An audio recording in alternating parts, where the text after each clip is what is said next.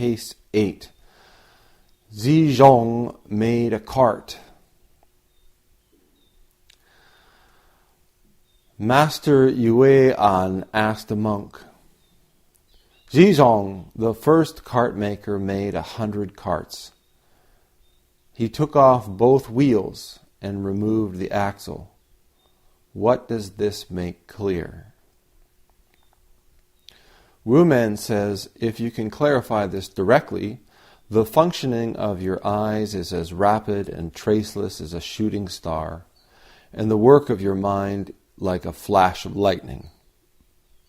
Wumenguan's verse says, when the wheel of function revolves, even the masters cannot tell whether it is running or stopped, whether it moves in any of the 4 directions, up or down, south, north, east, or west.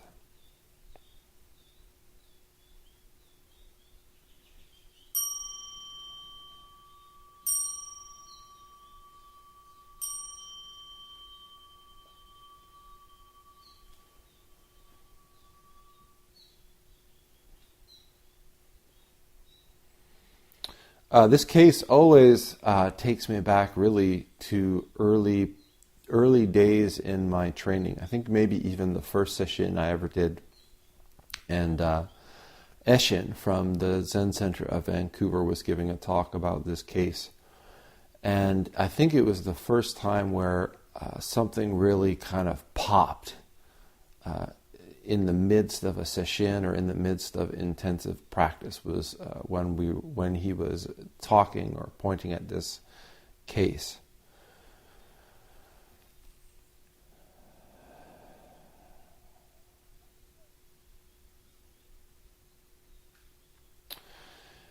Master Yuan is a descendant in the Rinzai Zen lineage, and he's just a couple, 2 or 3 generations before Wumenguan, who compiled this text. So he's like a grandfather or a great-grandfather in the Dharma.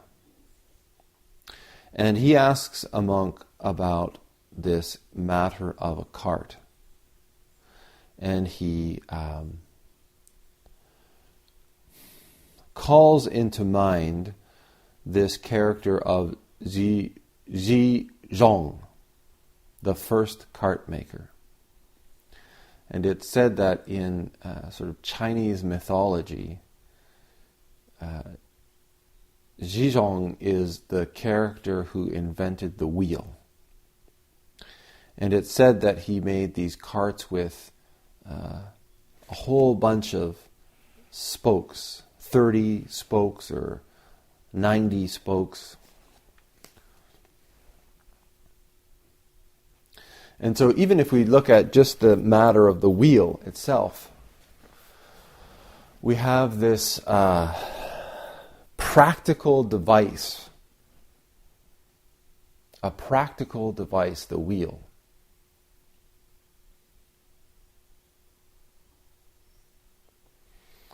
And even further beyond the case of the wheel, we have this idea of the cart. Now just imagine a world where there's no wheels or carts or anything like this. If you want something moving from point A to point B, you just have to pick it up, carry it, drag it, push it. And then along comes this individual who creates this wheel, a fantastic device. And what happens when you connect 2 wheels to an axle and then you put a box on top of it? Why, it's nothing short of a miracle. I can pick really heavy things up and put it in the back of this cart and move it from here to there. That's amazing. Maybe today we look at our iPhone, and this would be the same thing. We could say, Steve Jobs came up with the iPhone. But if you take off the case and take away the screen and take away the transistors and all the electronic bits and bobs and batteries and buttons, what does this make clear.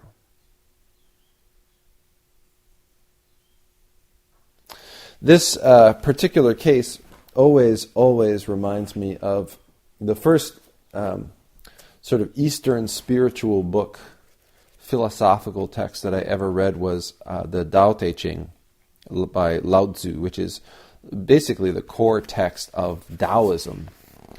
Taoism was the sort of resident philosophical school in China when Buddhism arrived. And it's the sort of Taoist foundation in China that when the seed of Buddhism began to be planted into the Chinese culture, into the sort of foundation of Taoism, it's really this combination, this unification between the Buddhist teachings and a Taoist foundation out of which Zen really flourished and thrived. So I'll read case 11, chapter 11, case 11, number 11 in the Tao Te Ching. It says, 30 spokes converge on a hub, but it's the emptiness that makes the wheel work. Pots are fashioned from clay, but it's the hollow that makes a pot work. Windows and doors are carved for a house, but it's the spaces that make a house work. Existence makes a thing useful, but non-existence makes it work.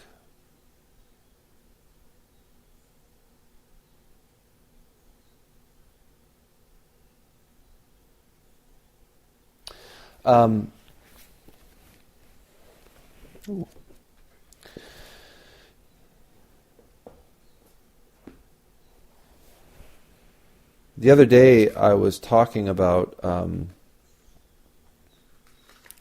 Torei Zenji's Bodhisattva's vow, and how in that text he points us backwards. We're always looking out at the myriad ways that things manifest. We're always looking out at the differentiation in the world. We're always looking out at others and the circumstances that we find ourselves in. We're looking from the perspective of an I, and we're looking out on the world that we see around us. Always the objects that we can see, and always the circumstances that we can see. Dogen called Zazen the backward step. And Torei, in his Bodhisattva's vow, encourages us to turn around and face backwards. What happens when we take all of these things that we understand as being separate and differentiated and unique and dissimilar, what happens when we sort of deconstruct them, when we take them apart, when we take off the wheels and we take off the box and we take off the axle? Where do we find ourselves? What do we find? When we take apart all of the aspects of differentiation that we see in the world, what is it that we find underneath? This is the primary concern of the Zen school. Now, each of us will have experiences of this oneness or samadhi, this unification with something that we're doing.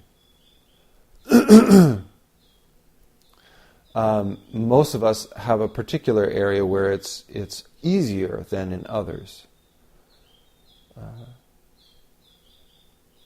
Maybe when we're exercising, or maybe when we're making music, or maybe when we're doing art, maybe when we're making love, There's lots of different places where we can find it easy to dissolve into samadhi, where subject and object dissolve. And we find this experience of not one and not two.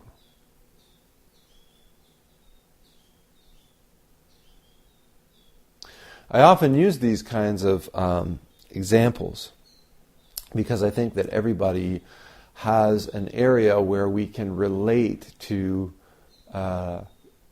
this experience. Every one of us has lost ourselves in laughter or in love or in art or in music. But is it the same thing? When we see a real master, a master of art.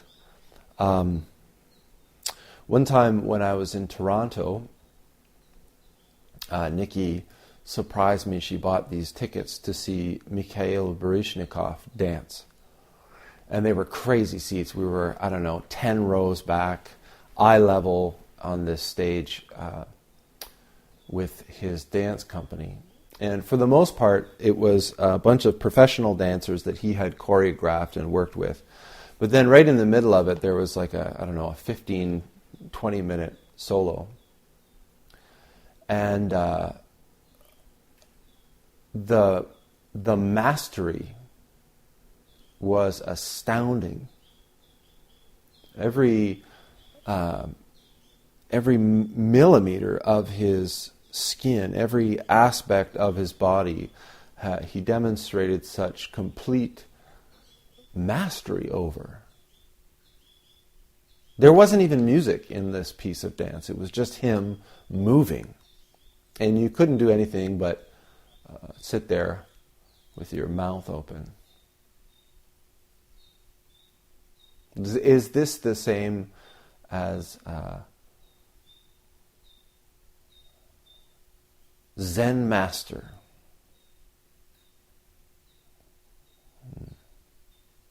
This is a deep samadhi. This is touching the source through an activity, through dance. This is the work of a master. Just like this Xizhong, the cart maker. And if we search our mind, maybe we've all had the opportunity to watch a real master work.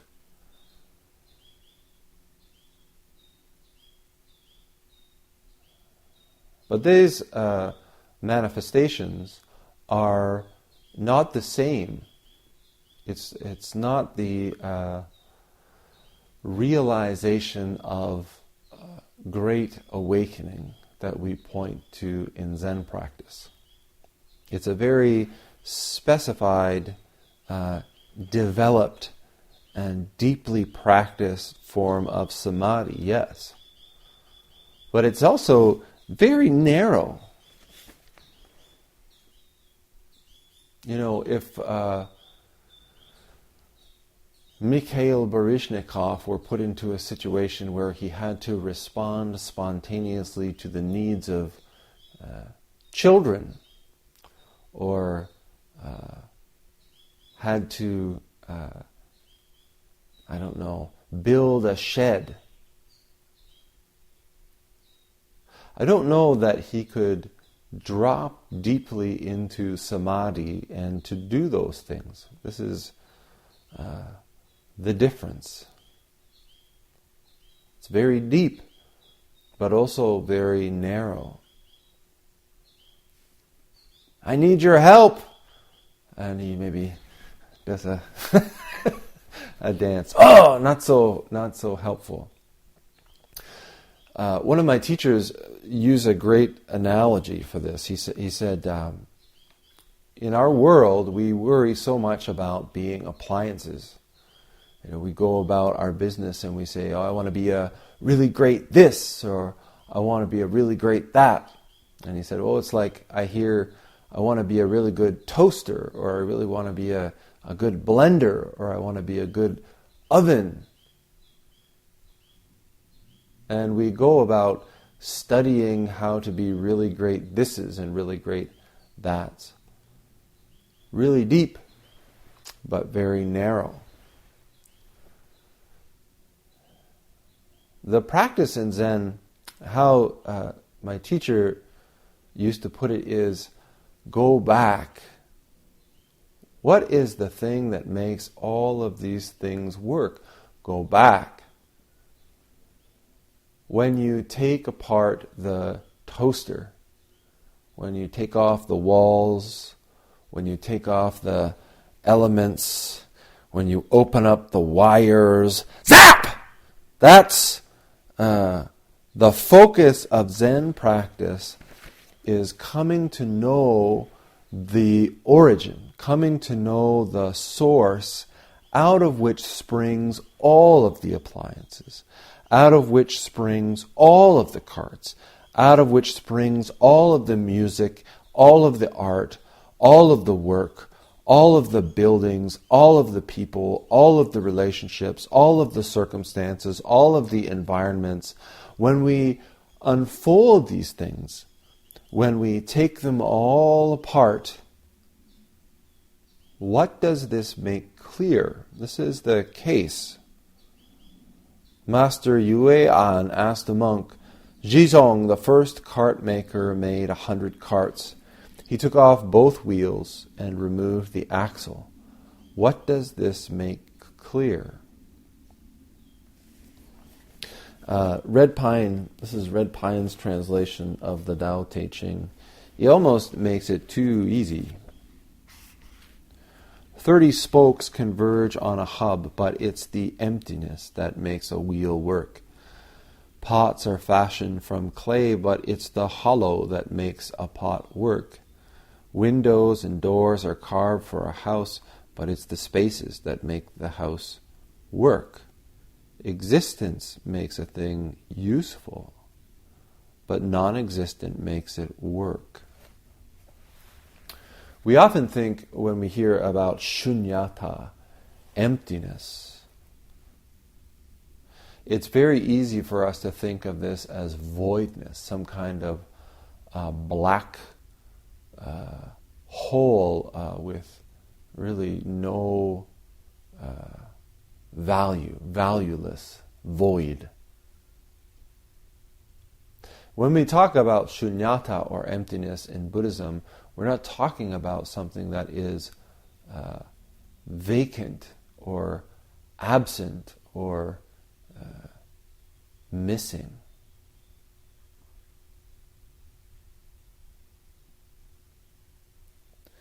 It is this pregnant potentiality that has as its contents the roots of everything that you see, everything that you can experience. Formless, unshaped, unborn.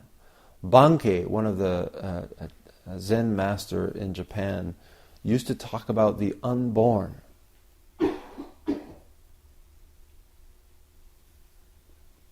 This is what he's referring to when we take off our wheels, when we take off our skin and our bones and our parents and our homes and our habits and our preferences. When we cut down to the nub, what do we find at the origin? It's just this unborn. Unborn. Even giving it the word unborn already colors it too much. If you can clarify this directly, the functioning of your eyes is as rapid and traceless as a shooting star, and the working of your mind like a flash of lightning. Whenever we engage in that thing, whatever it is for us, that we are able to touch the origin in, let's say, the experience is one of complete dissolution. where the boxes drop away. If it's not this experience, if there's still a you and there's still a thing and it's all still present, then it's not genuine. But in these experiences, it all falls away. What we point to in Zen practice is engaging in each aspect of our life with this attitude. In each aspect of our life, practicing this, how do I unify with this circumstance? How do I allow the boxes in this situation to drop away? Over and over again, arising and dissolving. We meet a circumstance, we meet the task, sweeping the floor, cooking the food, serving the food, cleaning our bowls. This is what I need to do. Dissolving into the activity.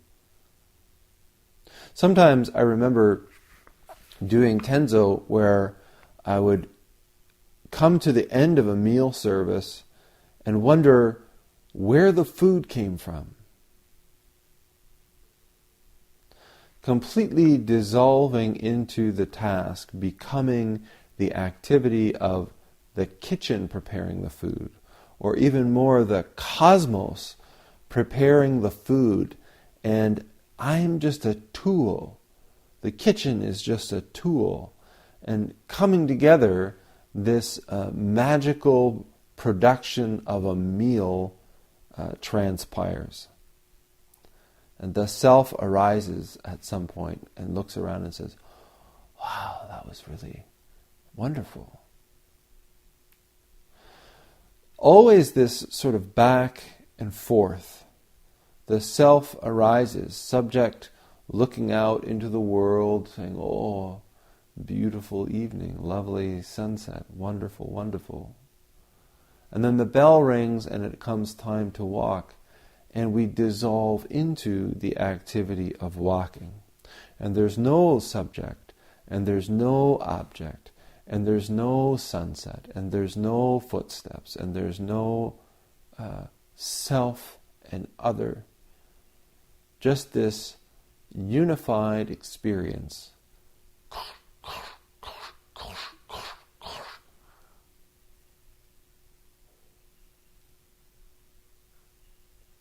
The self arises. Oh, wonderful, wonderful.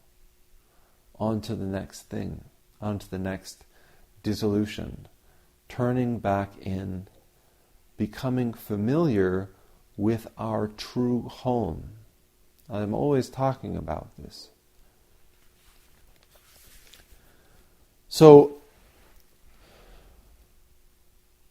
when we practice this way, the reason that we practice this way, the reason that there are so many sharp corners in Zen practice, the reason that there is so much form and structure, is that the assertion of ourself is like a pressing away from this experience of the origin.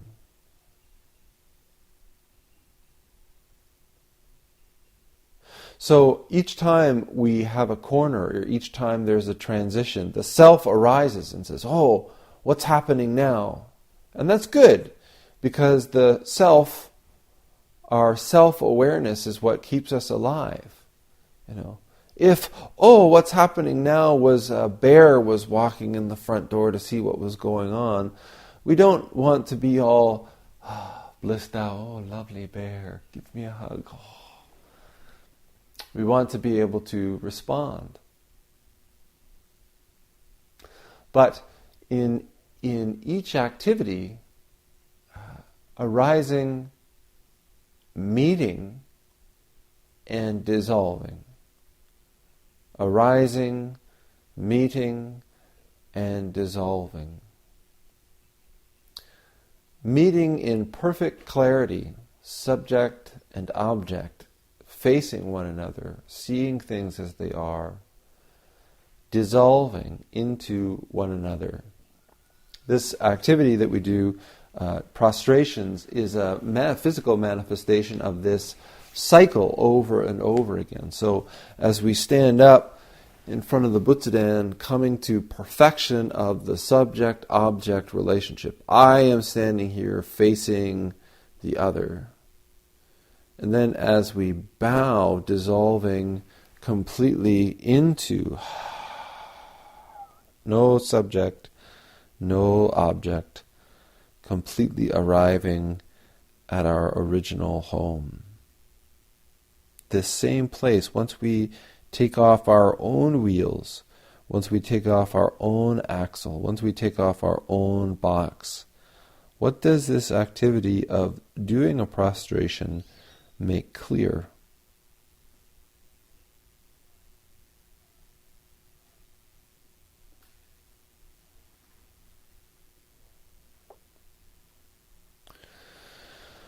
Wumen's verse says, "When the wheel of function revolves, even the masters cannot tell whether it is running or stopped, whether it moves in any of the four directions, up or down, south, north, east, or west."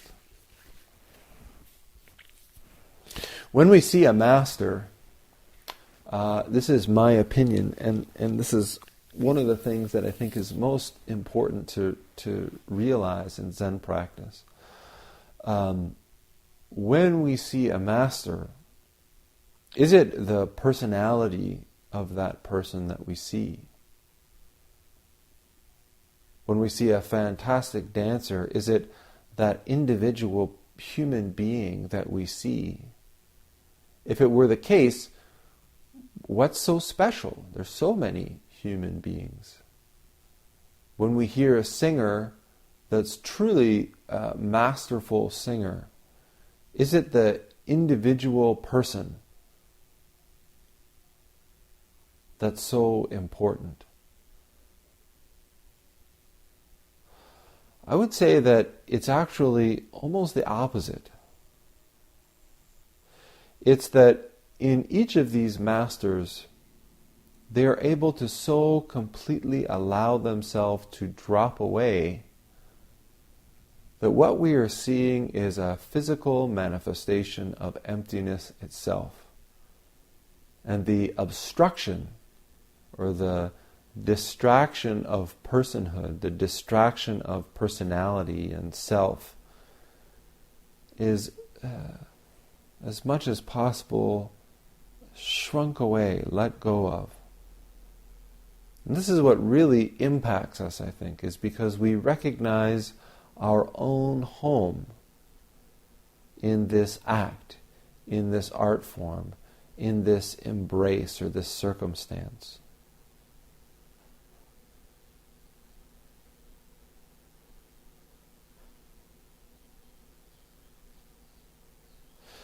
Wumen says that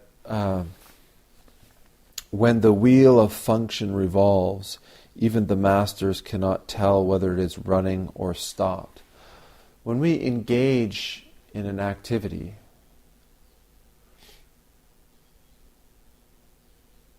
when we allow ourselves to completely drop away in our engagement, in our immersion in an activity, there's nobody there to judge it. There's nobody there to criticize it. There's nobody there to say, oh, going well, going poorly.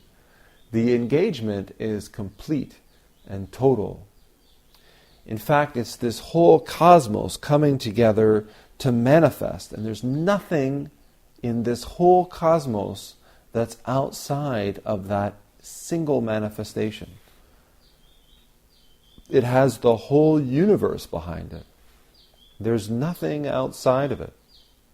And it's not just the great big things, but it's the small things. How we clean a toilet is the complete manifestation of the cosmos. It can be the whole universe manifesting as the toilet coming clean.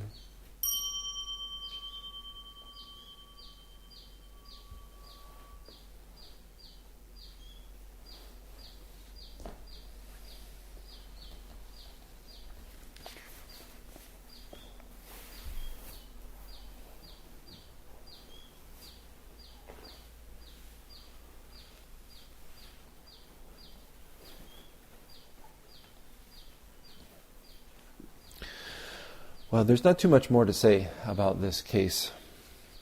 This is a case where either you kind of grasp it, you can investigate it, you can play with it, and all of the different activities that we engage in during the sesshin. Or you just wonder, what's he talking about?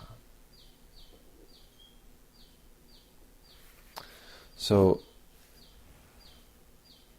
Master Yuan asked the monk, Xizhong, the first cart maker, made 100 carts. He took off both wheels and removed the axle. What does this make clear?